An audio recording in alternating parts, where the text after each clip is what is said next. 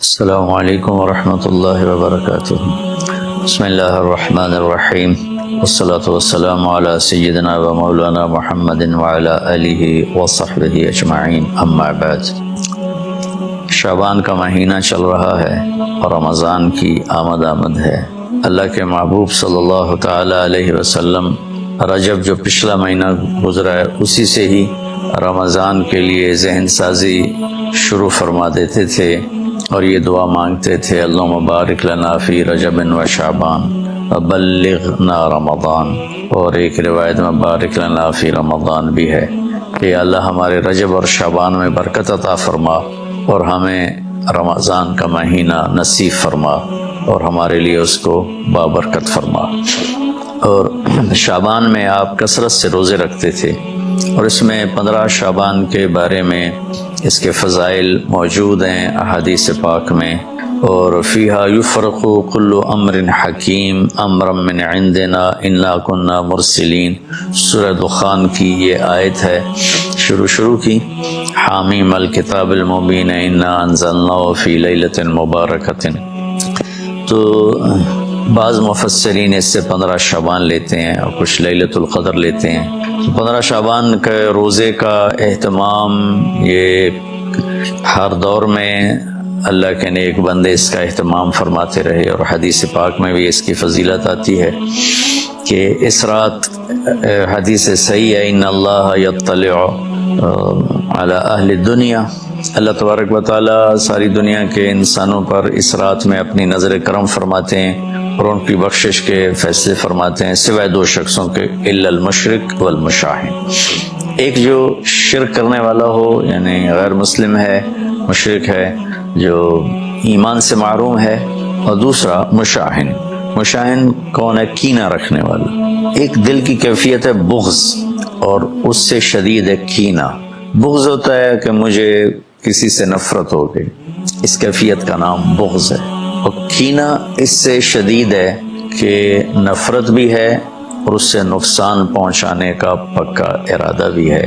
اس کیفیت کو، جس میں کسی کو نقصان پہنچانے کا ارادہ چل رہا ہو، اسے شحناء کہتے ہیں، اور اس کیفیت والے کو مشاحن کہتے ہیں، اور ہماری زبان میں اسے کینہ کہتے ہیں۔ تو اس رات میں اللہ تعالیٰ بخشش فرماتے ہیں۔ اس رات کا روزہ اللہ کے محبوب صلی اللہ تعالی علیہ وسلم رکھا کرتے تھے، اور بعض روایت میں 1 سال کے صغیرہ گناہوں کی بخشش کی بھی فضیلت بیان کی گئی ہے۔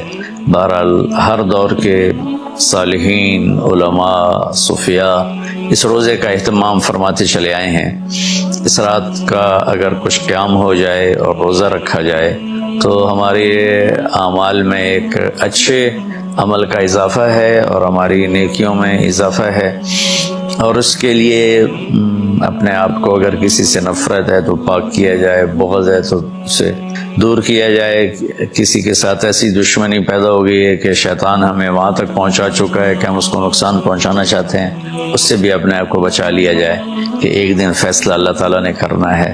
اس دن حقوق العباد کی عدالت بہت سخت ہوگی۔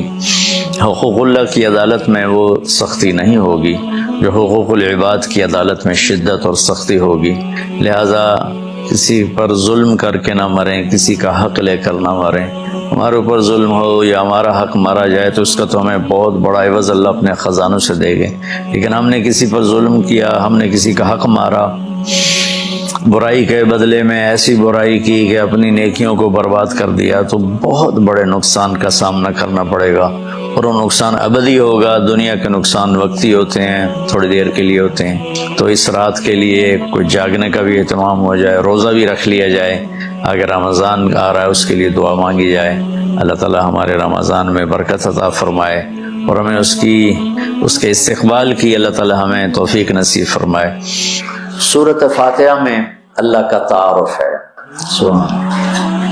اللہ تو کہہ رہا ہے میں مہربان ہوں، میں رحیم ہوں، میں پالنے والا ہوں، محبت کرنے والا ہوں، اور ہم نے اللہ سے ڈرا کے لوگوں کو ویسے ہی بددل کر دیا ہے، مایوس کر دیا ہے اور خوف زدہ کر دیا ہے۔ سورۃ فاتحہ کے بارے میں حضرت علی رضی اللہ تعالیٰ عنہ کا ارشاد عالی ہے، اگر میں سورہ فاتحہ کی تفسیر لکھاؤں تو 70 اونٹوں پہ لادی جائے گی۔ 70 اونٹوں پہ لگے، یعنی ہر آیت کے لیے 10 اونٹ۔ 70 سے مراد 70 نہیں ہوتا، بے شمار، عربی میں بے شمار اونٹ۔ اور بطور ثبوت ایک واقعہ کہ ایک دفعہ تشریف فرما ہوئے اور فرمانے لگے آؤ میں تمہیں بسم اللہ کی تشریح کروں، بسم اللہ الرحمن الرحیم۔ اور عربی وہ زبان ہے جس کے حروف کے بھی مطالب اور معنی ہوتے ہیں، واو کے مطلب ہیں، با کے مطلب ہیں، تا۔ تو بسم اللہ کی با پہ عشاء کی نماز کے بعد درس شروع کیا، فجر کی اذان ہو گئی، با کا کبھی سفر طے نہیں ہوا تھا۔ تو میں کیا کروں گا یا میں کیا کر سکتا ہوں، ادنا سا طالب العلم۔ لیکن اس میں ایک چیز تو میرے اللہ کا تعارف، اللہ ہمیں مہربان کر کے رب، اللہ یہ بھی تو کہہ سکتا تھا الحمدللہ جبار السماوات والارض، الحمدللہ قہار السماوات والارض، سب تعریفیں اللہ کی جو سارے جہان پر جبار ہے، قہار ہے، غالب ہے، بادشاہ ہے، رب۔ اسماء الحسنہ جو آئے ہوئے نا 99، 33 نام اس رب کے، اس لیے رب کا نام اسماء الحسنہ میں نہیں ہے، رب آپ دیکھیں نہیں، لیکن المنتقم کو چھوڑ کر باقی ہر میرے رب کی صفت میں رب کا مطلب پایا جائے، اس لیے اس کو اللہ نے اس میں، میرے نبی نے اس میں ذکر ہی نہیں کیا ہے کہ اتنا ہیوی ویٹ لفظ، اس کو اللہ تعالیٰ نے اپنے تعارف کے لیے پسند کیا کہ مجھ سے ڈرو نہیں، میں تو تم سے پیار کرتا ہوں۔ وہ پیار جو ماں اپنے بچے سے کرتی ہے وہ تو بہت تھوڑا ہے، میرے پیار کی کوئی انتہا ہی کوئی نہیں ہے۔ ماں کا پیار تو مختصر سا ہوتا ہے، اور میرا تم سے پیار لامحدود ہے۔ پہلا تعارف یہ ہے کہ وہ بہت مہربان، پالنے والے کے ساتھ ہے کہ حاکم ہے، بادشاہ ہے، رب بادشاہ کو کہتے ہیں۔ انہ ربی احسن مثوایا، یوسف علیہ السلام انہوں نے عزیز مصر کو کہا انہ ربی، وہ میرا بادشاہ ہے، اور اس نے مجھے یہاں بہت اچھا رکھا ہے، میں خیانت نہیں کر سکتا۔ بادشاہ، مہربان، رحیم، پالنے والا۔ اور قرآن کو ختم کیا قل اعوذ برب الناس، رب سے شروع کر کے رب پہ جا کے ختم کیا۔ آخر میں پھر یقین دلایا کہ میں تم سے بہت پیار کرتا ہوں، جو کچھ کہوں گا تمہاری محبت میں کہوں گا۔ اب گھروں میں نہیں دیکھتے، ماں کہتی بیٹا ناشتہ کرو، چھوٹا بیٹا میں نے نہیں کرنا، بٹھا کے اس کے منہ میں زبردستی ڈال رہی ہوتی، وہ کہتا کیا مصیبت ہے میرے لیے، وہ اس کو کھلا رہی۔ تو میرا رب جب ماؤں سے زیادہ پیار کرنے والا ہے تو کہہ رہا میں اس میں جو کچھ کہوں گا نا وہ تمہاری محبت اور شفقت میں کہوں گا، اور جس چیز سے روکوں گا نا تمہاری محبت اور شفقت میں روکوں گا۔ جیسے بچے رو رو کے ہلکان ہو جاتے ہیں، کوئی میری ضد تھی، میری وہ پوری نہیں ہو رہی تھی، میں رو تو میری 5-6 سالوں برا حال ہو، کوئی بھی نہیں میری آخر میں کیا، دیکھو تم نے مجھے کیا بات چلے، میں کہ ہوں میں رو کے تھک گیا ہوں تو میری گل منو۔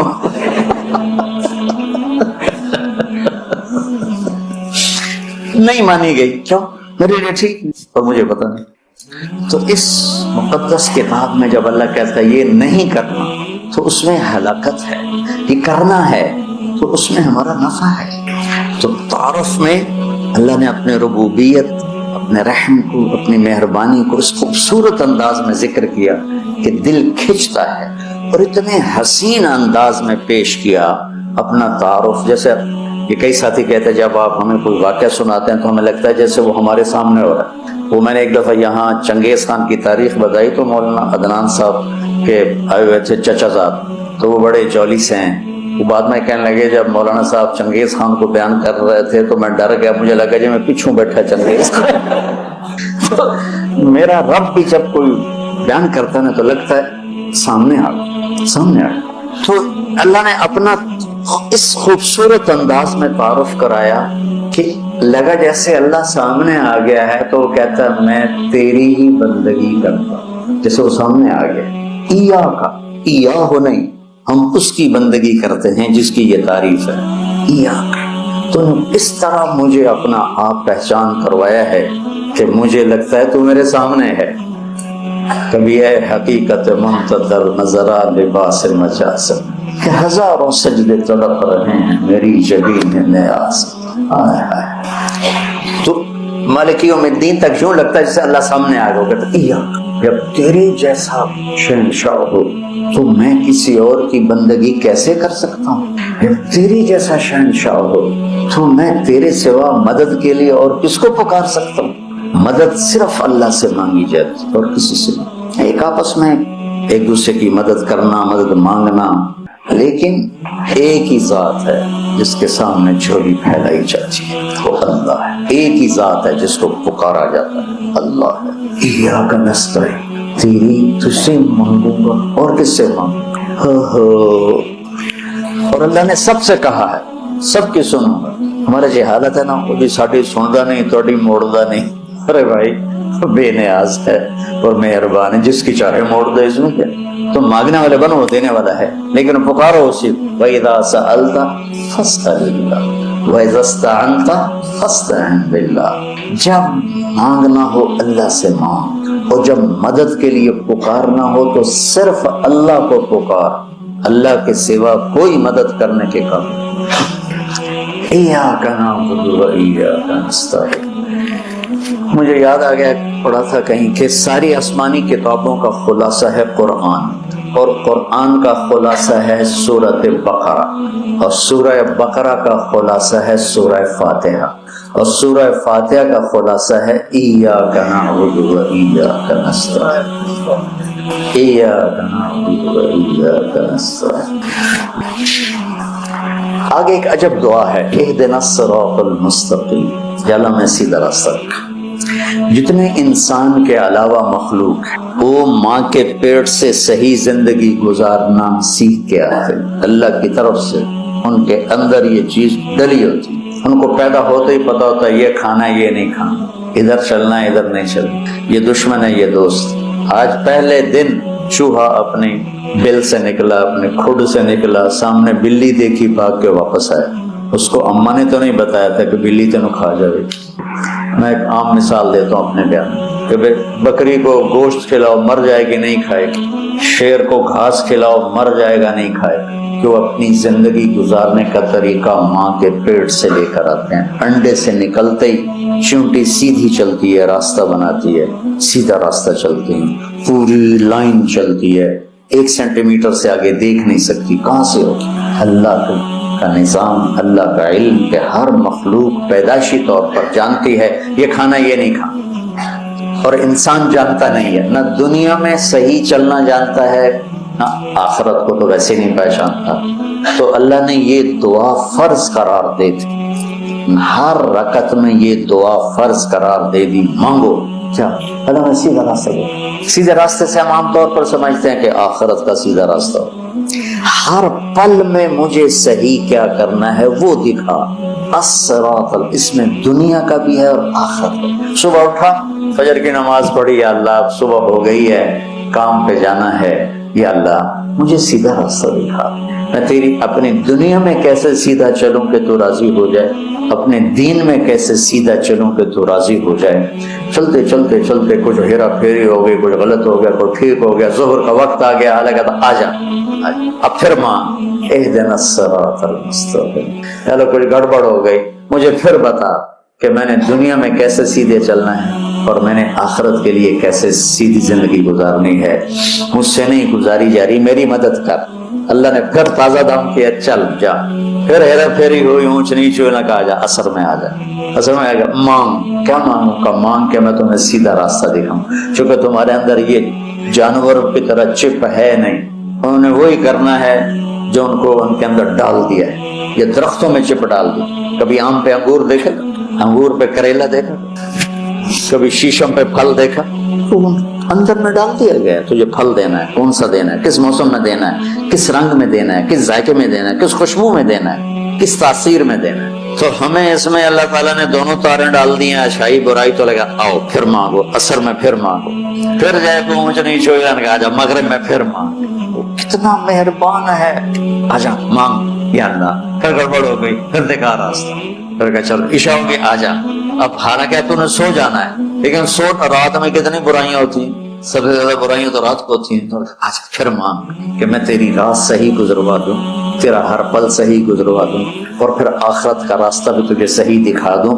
یہ اہدنا الصراط المستقیم، ہر پل میں سیدھے راستے کو مانگنا ہے، ہر پل میں سیدھے راستے کو مانگنا. اور صراط چوڑے راستے کو کہتے ہیں، مستقیم سیدھے راستے کو کہتے ہیں. یہ ہمارا موٹر وے بن گیا ہے ہمارے گھر تک، تو ہم نے وہ پینسرے جاؤ، گوجرے جاؤ، ٹوپے جاؤ، بجانے جاؤ، پیر مل جاؤ، سندیلیاں لے جاؤ، عبدالحکیم جاؤ، تھک کے کھاندے کھاندے گھر جاؤ. وہ چھوڑ کے ہم 1.5 گھنٹے میں یہاں سے، پہلے 3.5 گھنٹے لگتے تھے، ہم 1.25 گھنٹے 1.5 گھنٹے میں گھر پہنچ جاتے ہیں. یہ صراط اور غیر صراط کا فرق ہے کہ آدمی جب راستے کا چناؤ کرتا ہے تو کہتا ہے میں راستہ سیدھا، راستہ کھلا بھی ہو چوڑا بھی ہو، کھلا بھی ہو چوڑا بھی ہو. تو اللہ کہتا ہے میں قربان جاؤں. اور اللہ نے کیا، تو میرا بندہ اے مانگ میں تینوں موٹر وے تے چڑھا، میں تجھے موٹر وے پہ چڑھانا چاہتا ہوں. تو بولے دی جھگی دی گلیاں پھر رہا نام ہے نا، بولے دی جھگی، تو اس کی سڑکیں بھی ایسے ہی ہوں گی. اور صراط تلوار کو بھی کہتے ہیں، تلوار کا جو ایک ہوتا ہے نا ایک طرف، اس کو بھی صراط کہتے ہیں. تو صاف شفاف ہوتا ہے، کوئی کھڈا بڈا نہیں ہوتا. تو اللہ تعالیٰ ہم سے کہہ رہا ہے ایسا راستہ مانگ جو صاف شفاف. اور جیسے صراط تلوار جیسے چیز کو کاٹتی ہے تیزی کے ساتھ، ایسے ہی اللہ تعالیٰ کہہ رہا ہے کہ وہ راستہ مانگ جو میں تیزی کے ساتھ تو اپنے گھر پہنچ، جیسے ہم تیزی کے ساتھ اپنے گھر پہنچ. اور مستقیم، ٹیڑھا میڑھا نہ، سیدھا، سرسبز ہو، سرسبز ہو، دیکھنے کو میں اچھا لگے. تو انعمت علیہم صراط الذین انعمت علیہم. ناعمہ اس بوٹی کو کہتے ہیں جس پر کبھی خزاں نہ آئے، وہ پودا جس پر ہمیشہ ہریالی رہے، وہ ناعمہ ہے. وجوہ یومئذ، کبھی ان پہ کوئی خزاں نہیں آئی.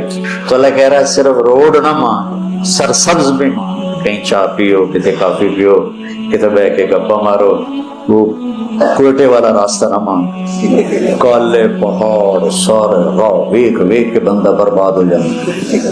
کہ ایسا راستہ مان جس میں سبزہ ہو، ہریالی ہو، باغ باغیچے ہوں، گل و گلزار ہو، اور تجھے پتہ بھی نہ چلے، اور تیرا راستہ طے ہوتے ہوتے ہوتے تو مجھ تک آ جائے. پھر ساتھ دوسری دعا بھی منگوائی، ایسا راستہ جہاں پیٹرول نہ ملے، ایسا راستہ جہاں کھڈے ہوں، ایسا راستہ جہاں ڈاکو پڑ جائیں، ایسا راستہ جہاں لائٹیں بند ہو جائیں، ایسا راستہ جہاں کھائیاں ہوں.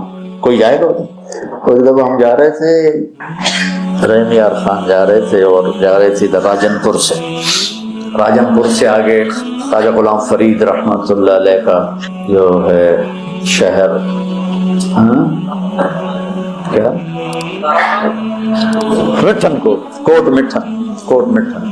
تو وہ ہم نکلے گپوں میں، ہماری ذمہ دار جماعت، ہمیں یاد ہی نہ رہا بھائی ذرا وہ بھی دیکھ لیں کہ تیل بھی ہے کہ نہیں. تو وہ راستہ سنسان، ایک دم گاڑی نے جھٹکے کھانے شروع کی. تو میں کہ کیوں ہے؟ تیل مک گیا. مر گیا. کوئی تو تیل پٹرول پمپ بھی کوئی نہیں، ایک ہی بڑھنا ہے. کوٹ میں ٹن تائیں دھکا لا بھی ہے، لیکن شہنشاہ کی مدد ساتھ ہوتی ہے اللہ کے راستے میں.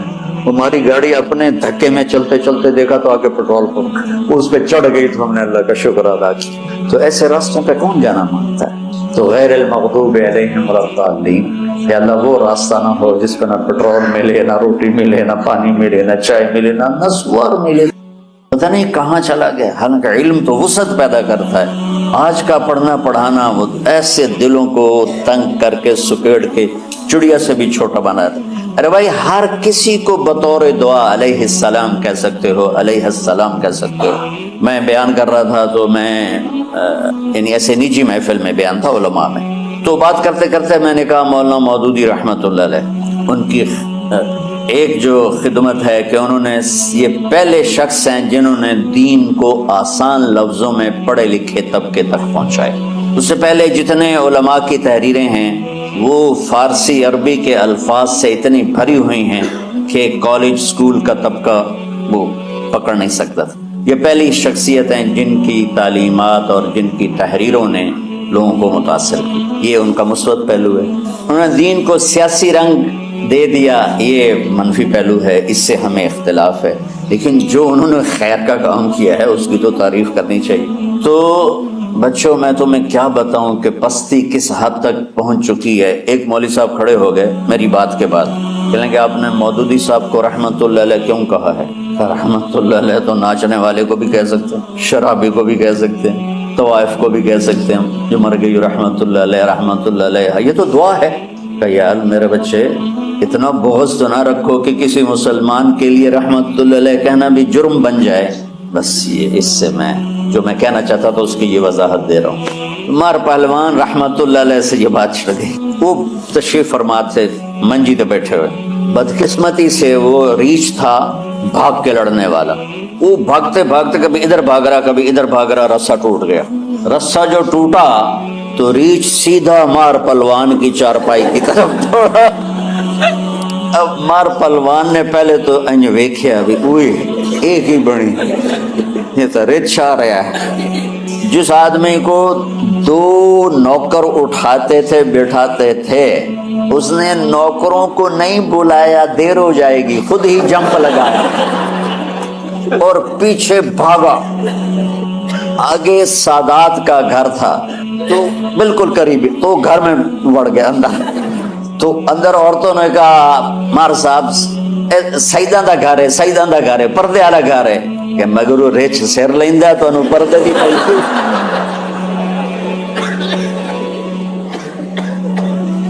تو میں سچی بات ہے بچوں، اتنا مجھے دکھ ہوتا درد ہوتا ہے کہ امت تباہ و برباد ہو رہی ہے، مرتد ہو رہے ہیں، دین سے بیزاری کا اعلان کر کلم کھلا کہہ رہے ہیں میں کسی دین کو نہیں مانتا، اور یہ رفع یدین پہ لڑے ہی جا رہے ہیں 20 تراویح 8 تراویح 20 تراویح 8 رکعات 20 رکعات 8 رکعات، سورۃ فاتحہ پڑھنی ہے نہیں پڑھنی ہے۔ یہ وہ کون سے مسائل ہیں جس پہ جنت اور جہنم کا فیصلہ؟ بغض جہنم میں لے جائے گا، چاہے دینی بغض ہو چاہے دنیاوی بغض، جہنم میں لے جائے گا۔ البغض للہ اور چیز ہے، یہ تو بغض لنفس ہی ہے۔ بغض للہ کے لیے مولا علی کا واقعہ کافی، ایسی مثال تاریخ میں دوبارہ ہوں گی میری نظر سے نہیں گزری کہ آپ خیبر کی جنگ میں یہودی سے لڑ رہے ہیں اور اس کو گرا لیا اور اس کو قتل کرنے لگے تو اس نے منہ پہ تھوک دیا، سبحان اللہ۔ اب تو اور زیادہ قتل کرنا چاہیے تھا بے دردی سے، آپ پیچھے ہٹ گئے، کہا آ بھائی دوبارہ، کہنے لگا کیا ہوا؟ کہا تم نے میرے منہ پہ تھوکا نا، تو پہلے میں تمہیں اللہ کے لیے قتل کر رہا تھا، جب تم نے میرے منہ پہ تھوکا تو مجھے ذاتی غصہ آ گیا۔ البغض لنفسی، کہ میں میری تمہاری کوئی دشمنی نہیں، صرف اللہ کے لیے ہے، تو تمہارے تھوکنے سے میرے اندر ذاتی دشمنی پیدا ہوئی، ذاتی غصہ پیدا ہوا، تو یہ قتل اللہ کے لیے نہ ہوتا میری ذات کے لیے ہوتا، لہذا آپ دوبارہ لڑیے۔ کہنے لگا مجھے کلمہ پڑھا دیں۔ تو شکر ہے کچھ ماحول بدلا بھی ہے، ہر مکتب فکر میں معتدل لوگوں کی تعداد بڑھ رہی ہے، لیکن ہر مکتب فکر میں ایسے سخت دل اور ایسے متعصب آنکھوں پہ پٹی باندھ کے بیٹھے ہوئے ہیں کہ اپنے سوا کسی کو مسلمان سمجھنا ہی نہیں۔ اچھا دیکھو تم میری اولاد ہو، اللہ کا واسطہ دیتا ہوں، اگر تمہارا میرا کوئی تعلق ہے، پتہ نہیں تمہارا مقدر تمہیں کہاں کہاں لے جائے، کس ممبر پہ بیٹھو، کس مسند پہ بیٹھو، کس درس کی مجلس میں بیٹھو، لوگوں کو دین پڑھانا، بچوں کو اگلی نسل کو دین پڑھانا، اگلی نسل میں نفرت کے بیج نہ بونا، بغض کے بیج نہ بونا۔ میرا رب بڑا کریم مہربان ہے۔ جواد وسیم صاحب آتے رہتے ہیں نا، تو ماشاءاللہ یہ بہت بڑے اداکار تھے اسٹیج کے، تو اسٹیج کی دنیا بڑی غافل دنیا ہے، ہر گناہ وہاں ہوتا ہے، ہر عیب وہاں ہوتا ہے۔ تو وہ ایک اپنے ساتھی کا بتا رہے تھے کہ جس کی ساری زندگی ہر عیب ہر گناہ میں انتہا پر تھی، اور اسٹیج پہ ڈرامہ کرتے ہوئے ہارٹ اٹیک ہوا، یعنی کوئی گھر میں نہیں، کوئی مسجد میں نہیں، اسٹیج پر غفلت کی انتہا میں ہارٹ اٹیک ہوا۔ کم اٹھا کے پیچھے لے گئے تو انہوں نے زور زور سے کلمہ پڑھنا شروع کیا اور کلمہ پڑھتے پڑھتے انتقال ہو۔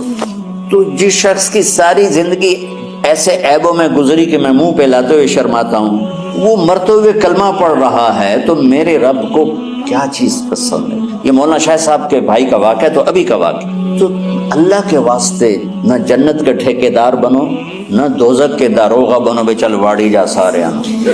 یہ اللہ کا کام ہے، کس کو جنت میں ڈالنا ہے کس کو جہنم میں ڈالنا ہے۔ یغفر لمن یشاء ویعذب من یشاء. بس ایک اللہ نے کہا ہے کہ ان اللہ لا یغفر ان یشرک بہ. دیکھو میرے بندو میں شرک معاف نہیں کروں گا. ویغفر ما دون ذلک لمن یشاء. باقی جس کو چاہوں معاف کر دوں.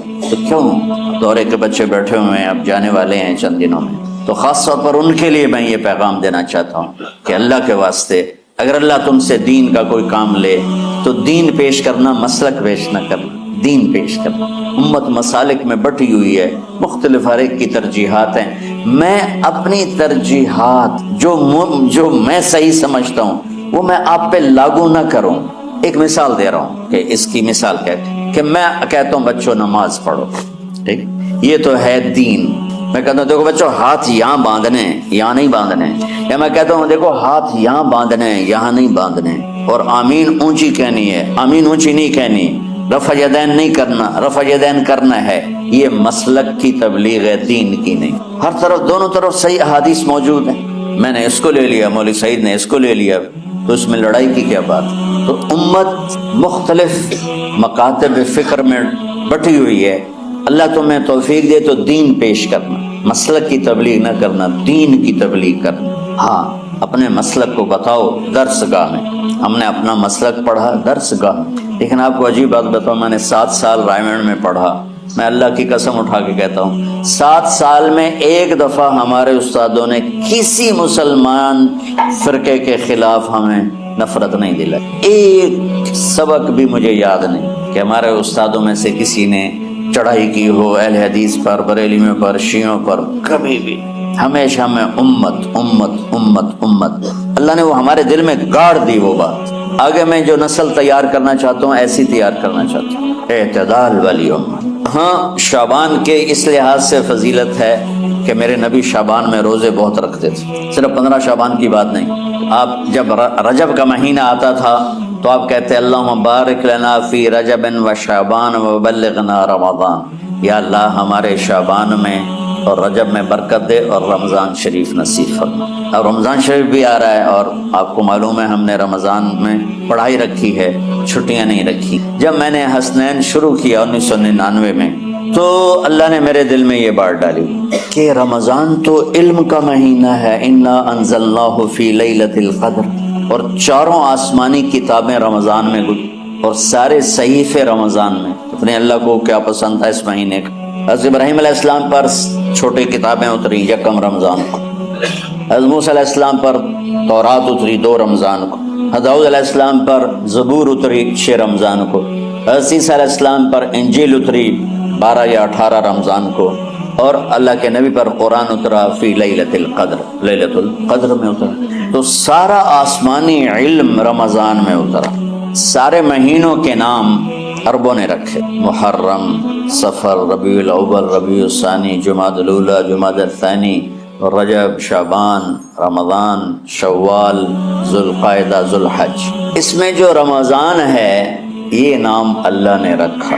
باقی مہینوں کے نام تو رکھے عربوں نے, پھر ان کی زبان پہ اللہ لایا رمضان, چونکہ ابھی تو دنیا بھی نہیں بنی تھی اور اللہ نے قرآن کی تلاوت فرمائی تھی. تو اس قرآن میں تھا شہر رمضان الذی انزل فیہ القرآن. تو رمضان کا نام اللہ نے پہلے سے چن رکھا تھا, پھر ان سے رکھوا دیا. رمضان کہتے ہیں رمض یرمز, جل جانا, جل جانا. رمضان کو رمضان کیوں کہتے ہیں کہ اس میں گناہ جل جاتے ہیں. مسلمان پہلا روزہ رکھتا ہے اور اس کے گناہ اللہ جلانا شروع کرتا ہے. اس کی بھوک پیاس کی آگ میں گناہوں کو ڈالتا ہے, جلاتا ہے. آخر 29 رمضان یا 30 رمضان آخری رات اللہ تعالیٰ اس کی پچھلے سال کے سارے گناہ معاف فرما دیتا ہے.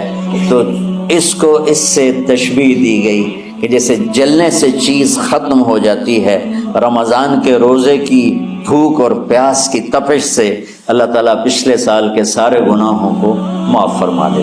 تو مجھے خیال آیا اس وقت جب ابھی بالکل کزرعن اخرج شطأہ تھا, ہمارے مدرسے کی مثال کزرعن اخرج شطأہ.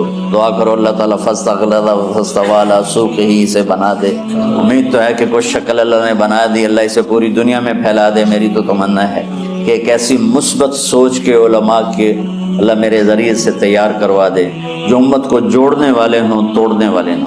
کتنا ظلم و ستم ہے کہ پیسے بھی لیتے ہیں اور امت کو توڑ کے چلے جاتے ہیں۔ میں نے ایک خطیب سے کہا تم یہ منفی تقریریں کیوں کرتے ہو، تم مثبت کیوں نہیں کرتے؟ تھوڑی چیزیں ہیں بتانے کے لیے لوگوں کو جس پر سارے مسئلے، سچ بولو کون سا مسئلہ کس کے خلاف کا ہے، محبت کرو کس مسلک کے خلاف ہے یہ بات، ماں باپ کی خدمت کرو، رزق حلال کماؤ، شراب سے بچو، زنا سے بچو، جوئے سے بچو، سود سے بچو، رشوت سے بچو، جھوٹ سے بچو، ظلم سے بچو، ماں باپ کی نافرمانی سے بچو۔ یہ کتنی باتیں ہیں جو امت کو بتانے کی ضرورت۔